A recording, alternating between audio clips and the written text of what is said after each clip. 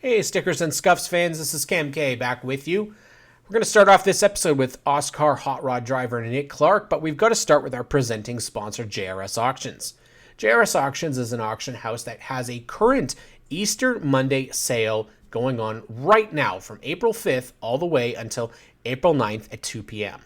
Some of the items in this auction are cannot miss. Now, we've talked about this auction before, but there's plenty more to choose from. We're talking old school Coke machines, signage of all sorts. Neon, of course, they've got the neon signs. You've got to like those, but they've got Corvette signs, Dodge service signs. Not to mention, you've got toolboxes, motorcycles, vintage cars in pristine condition, running as well. That's the key factor. Some really, really good ones to choose from week in and week out. I, for one, like to see some of the vintage. I liked vintage signage is one thing, for sure. But I also happen to really like the Popeye, the Sailor Man lunchbox that they have for sale. Make sure you get to jrsauctions.com, get yourself registered, and place your bids within time. You have until the end, you have until 2 p.m., okay? Not till the exact end of April 9th. But you have plenty of time to get out there. Check out the entire listing. There's even some NASCAR prints out there that you don't want to miss for Mark Martin and Davey Allison. Check them out, jrsauctions.com. You won't regret it. Hi, this is Mario Andretti, and you're tuned into Cam, Graydon, and the team as Stickers and Scuffs podcast. They're true Canadian racing fans.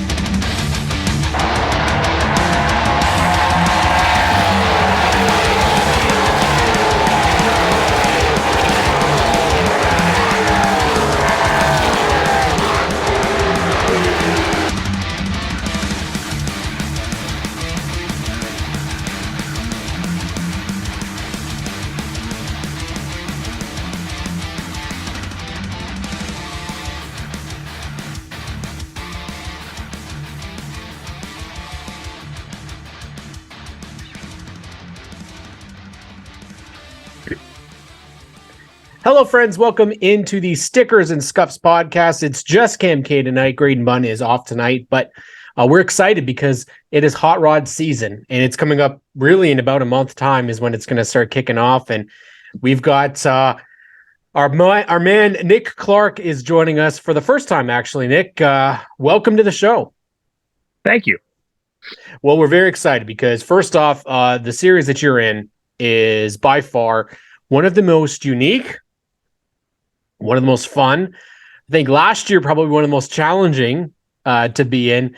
But it's got to be a wicked series to be a part of. Let's talk about the OSCAAR Hot Rod series and your longevity and when you first came into it. Yeah, so we started with the Hot Rod series the very first season in 2017. We decided, my dad and I decided that we're having some fun with Varney. We were having a lot of success in the mini stocks and street stocks and stuff like that. So we decided, let's try this traveling thing a go, give this traveling thing a go. And, we've had our ups and downs with it, but, you know what, the group of guys we race with, it's a great group of racers, very competitive. And you know what, the OSCAAR staff and Dave Gameforth himself, all those guys, they're just awesome. They make race day go smooth, and it's a good situation to have as far as the series and everything like that. It's a lot of fun. Well, the biggest, I guess, challenge for us race fans to figure out is where the heck do you find all these cars from? Because I can't imagine that there are like just for my own sake, really, where are you finding these, and are they literally scraps of heat before you put them into racing condition? Yeah. So my Mustang originally, we bought it out of Nicklin's Auto Wreckers in Guelph.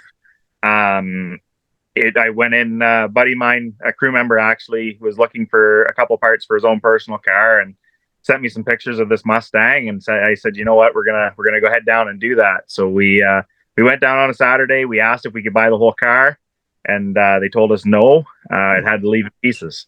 So Really? yeah, they said the ownership had been scrapped, so the VIN had to stay with them. And so yeah, we cut the car up. We took it, and the car itself was so rotten. When we cut the A pillars and we opened the doors, the car fell in half. So for the most part, you have to start with a roof and some fenders and stuff. But a lot of these bodies guys are making by hand. They're doing the doors, they're doing the bottoms, the fenders, the quarters, the trunks, the hoods, everything that way. So again, I guess for people that aren't aware, really, can you take the car that somebody's got out in their backyard that sat there, if the body is still good, is it something that they can use? Yeah. So as long as it's the model years were allowed, 1949 to 1974. If it's been sitting in somebody's backyard for 40 years, that's a perfect car for it. Something that's too rotten to be worthwhile restoring is kind of what we're aiming to racing, right? Yeah, and so do you guys find like this? I would imagine the work that you just did on Kyle Woods' car, which is a fantastic piece. One thing that we really like on this show is when we get to hear about histories of race cars.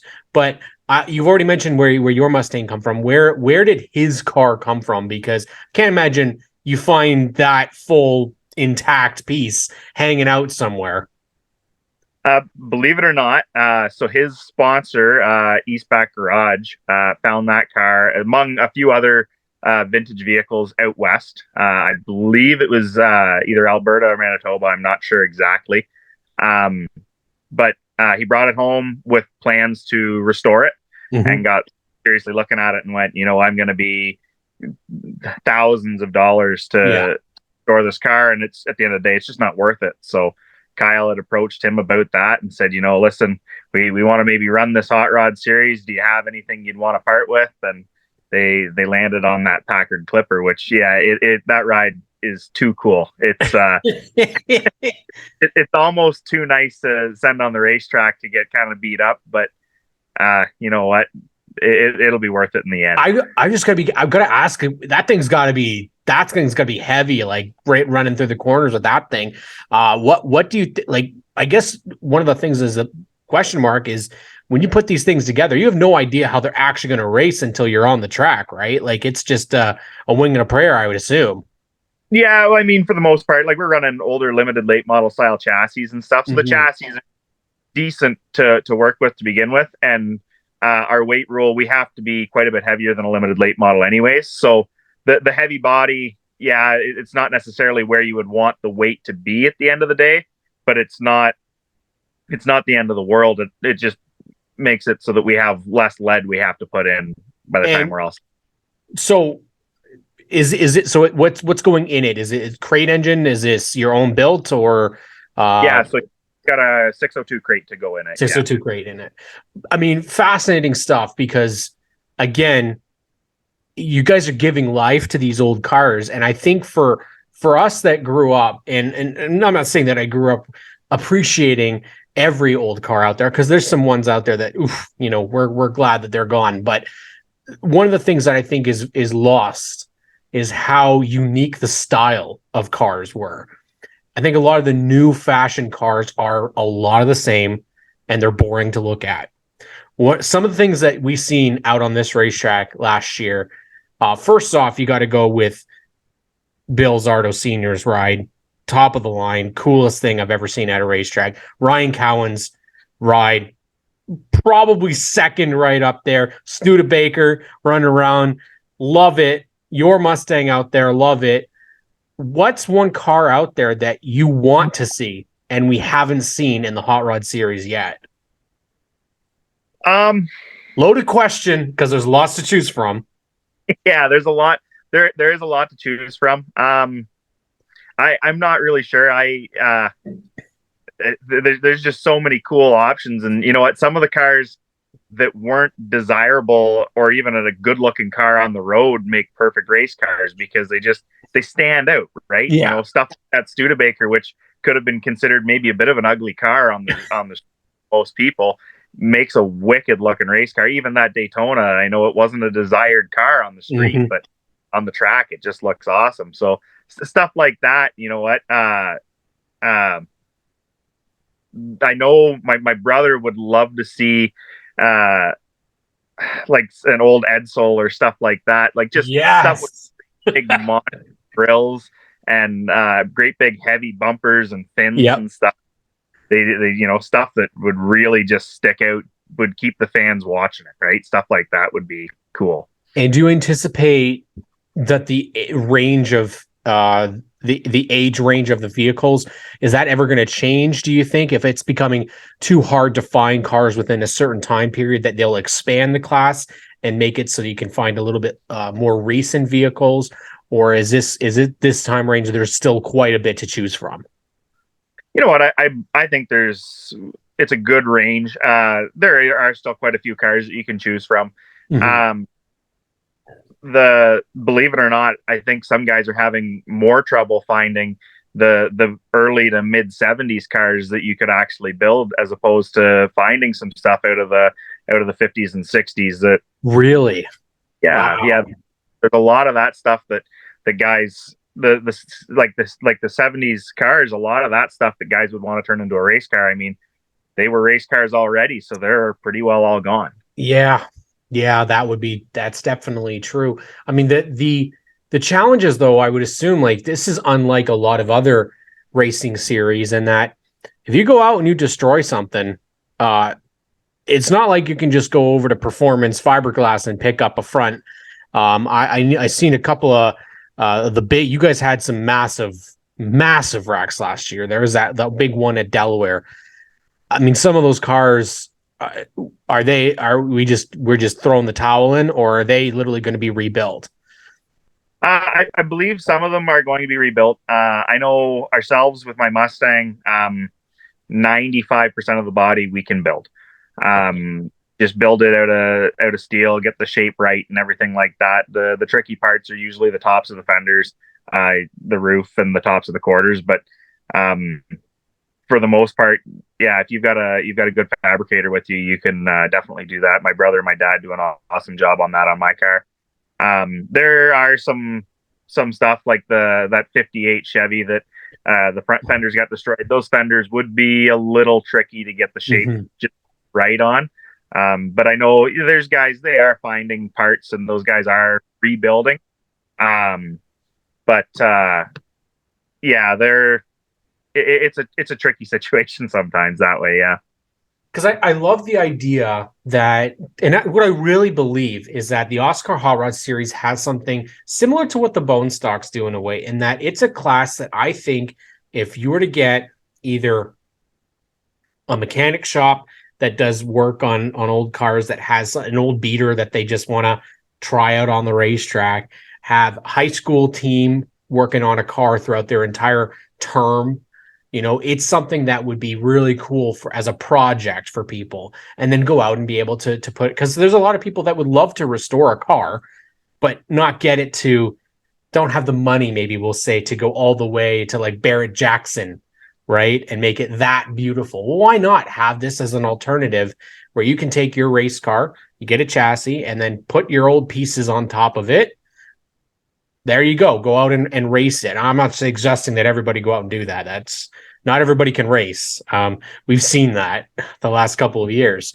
But as a class, do you feel it's something, as if somebody wants to get into racing, maybe not a rookie per se to racing, but somebody that's dabbled in, say, bone stocks, in mini stocks, that it's a good alternative for them to go into? Oh yeah, for sure. You know what? In my mind, I feel it's probably one of the most economical V8 rear wheel drive divisions that you could race in. Are like you're allowed either a 602 crate or you are allowed a built motor. But you're running outdated chassis that honestly are really good for anything else.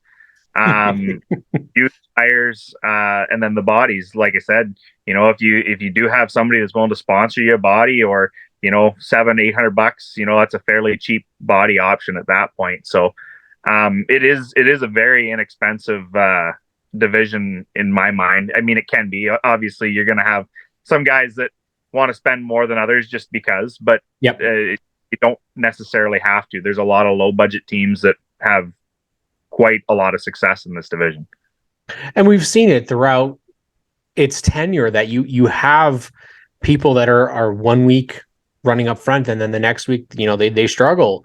That's actually a good thing in motorsports, to have that parity. And you've had people that have come in and been very successful. You've also had a couple of guys that have come in from big name racing that have come in and tried their hand at it. We saw J.R. Fitzpatrick in the second Steve Book car last year, I believe it was, and Rick Verburn tried it out as well. So like there's guys that have come in and they haven't come in and won. That's the other thing. So again, the competition level is definitely there, I would say, Nick. And so how did you because it's an established in 2017, you were racing before that, I would assume.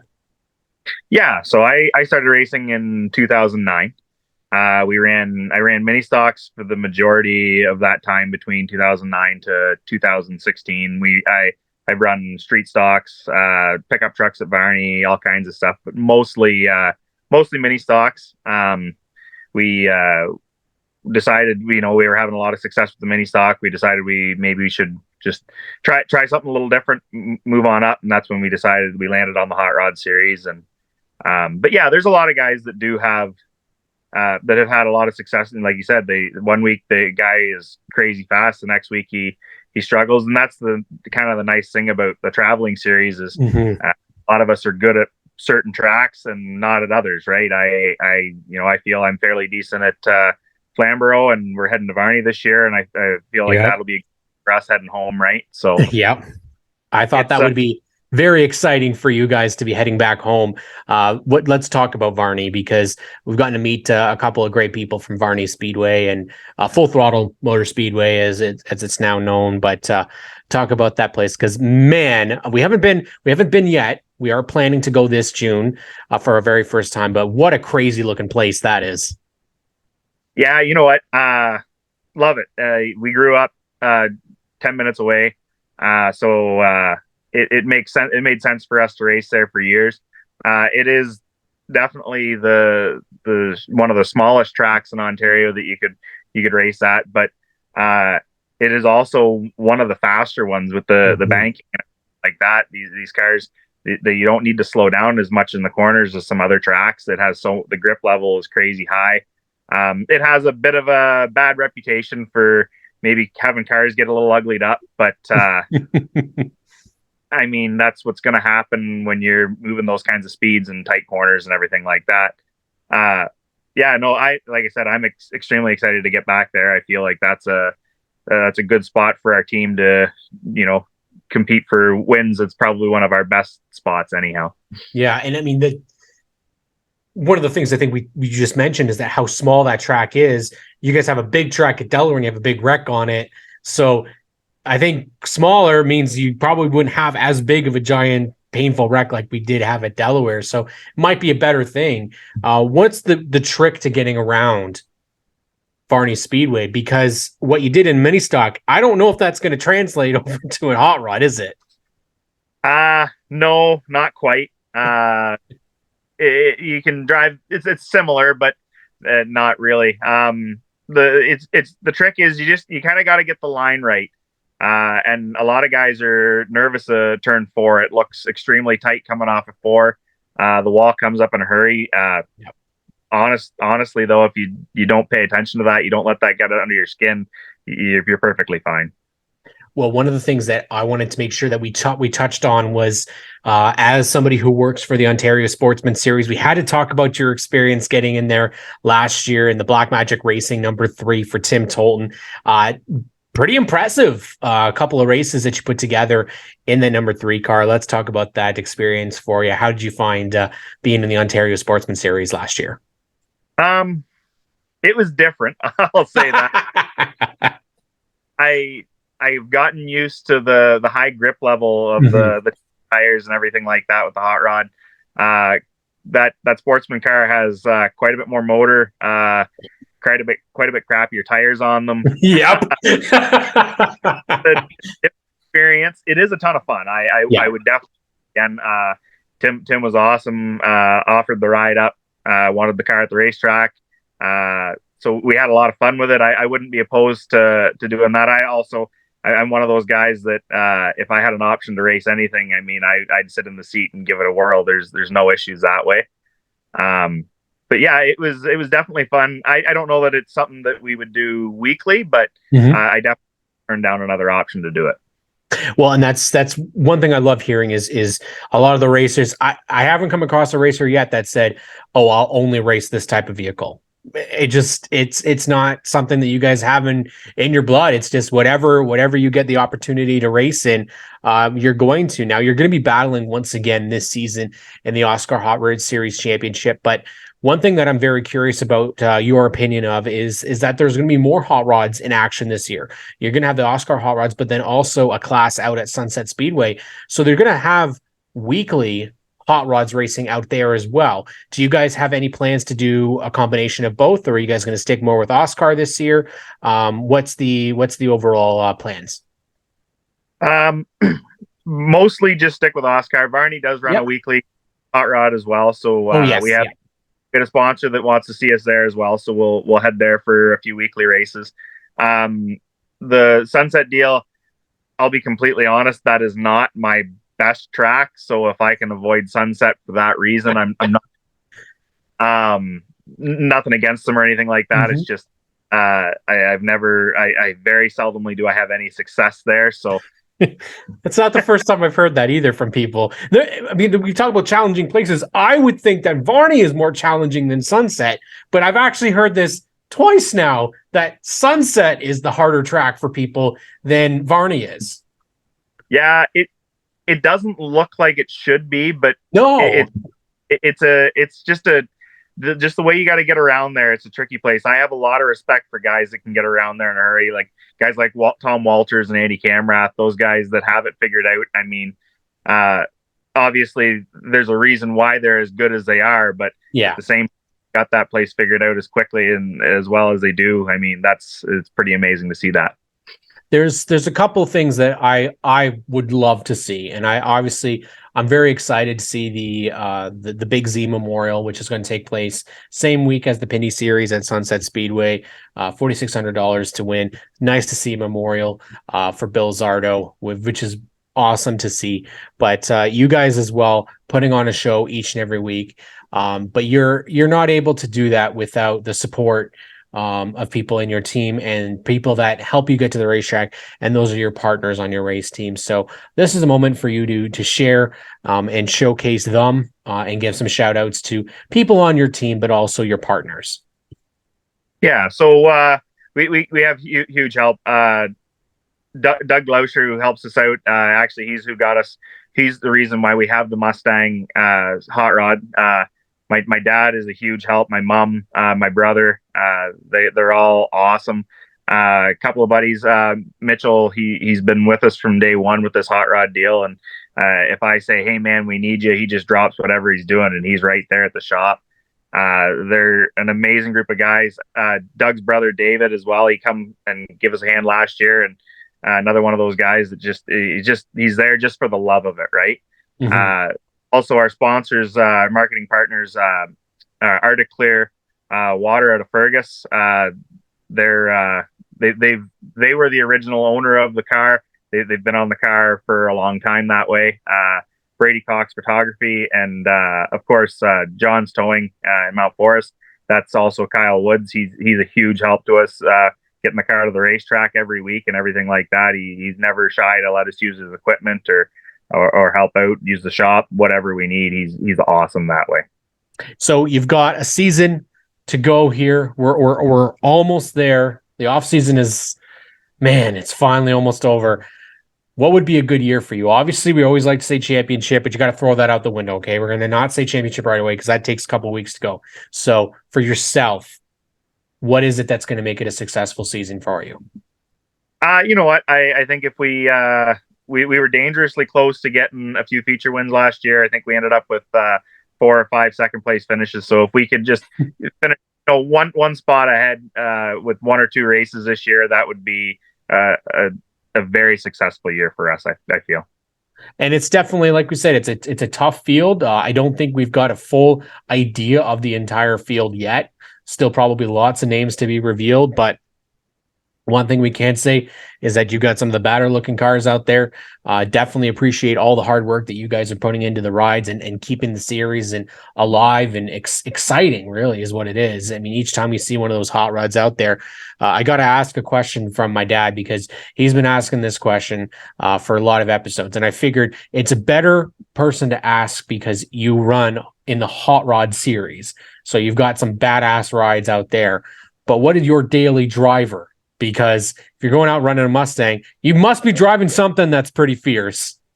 I would like to say I'm driving something pretty fierce. No, I drive a Honda Civic on the street. So. There we go. Honda Civic. He wins. Yeah. Notice they get, I suppose. Well, but you know what that's great with that Honda Civic is that eventually you could be using it for a King of the Hill or something along those lines. Those Honda Civics do pretty good on the racetrack still, but definitely, Nick, this was a blast, man, and we're really glad to have you on the show, and definitely we're going to get out and hopefully be able to catch a couple of OSCAAR Hot Rods races this year. Hopefully we'll be able to get there and see at Varney, but we really appreciate you taking some time and coming on board with us. We definitely love the Hot Rod series. Graydon Bond definitely would love to be here, but things happen and wasn't able to make it. But he definitely wanted to say how much he loves the Hot Rod series, and definitely you guys are doing an amazing job with that series, and we absolutely love watching these classics that are given new life. Especially, there's nothing worse. I mean, there's that show. I can't remember what it was. Salvage something out in BC, that Netflix show, and this guy has like, I don't know, hundreds of old cars and just sitting in a lot, hundreds of them, and he restores maybe like 2 or 3. Well, I just imagine all those cars out on the racetrack. That's my favorite thing to think of is the Hot Rod series. We've got 40 cars racing at Delaware Speedway. That would be some fun. And give me an old vintage VW Beetle though. Let's go. Or I mean, if they ever change the rules and let the VW buses get out there, then we're looking okay. I think it was it Gary Hanna that had a Nomad out there? Was it Gary Hanna or was it who was it that had the Nomad? Somebody had Sean Walker. Yes, Sean Walker had the Nomad. So we gotta get a Nomad back out there again too, because that's always fun to see those. So Nick Clarke, thank you so much, buddy. Glad to have you on the show. Perfect. Thank you so much for having me, Cam. Thank you guys so much for tuning into the Stickers and Scuffs podcast. We'll catch you all next week.